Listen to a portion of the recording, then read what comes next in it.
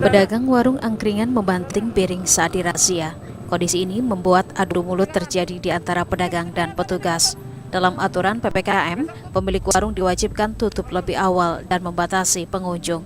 Namun saat razia masih ditemukan pemilik warung melanggar ketentuan yang telah ditetapkan. Petugas gabungan Polres Tegal Kota dan Satpol PP Kota Tegal, Jawa Tengah juga dibuat kesal oleh pedagang.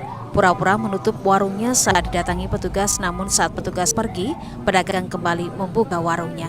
Razia penertiban pelanggaran jam operasional PPKM level 4 juga menyasar pedagang di jalan protokol lainnya. Petugas juga sempat memberi teguran keras kepada salah satu kafe yang masih menggelar live musik. Banyak kita temui pelanggaran-pelanggaran, terutama mereka yang kemarin sudah kita ingatkan, tetapi hari ini masih kembali melakukan pelanggaran. Oleh karena itu, dengan dukungan dari Satpol PP melakukan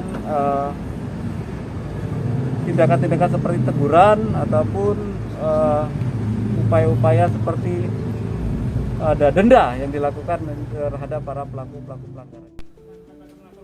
Razia akan terus dilakukan setiap malam untuk menertibkan warga yang masih membandel melakukan aktivitas hingga melebihi pukul 20 waktu Indonesia Barat sesuai batas waktu yang ditentukan dalam PPKM level 4. Yuli Haryanto, Kompas TV, Tegal, Jawa Tengah.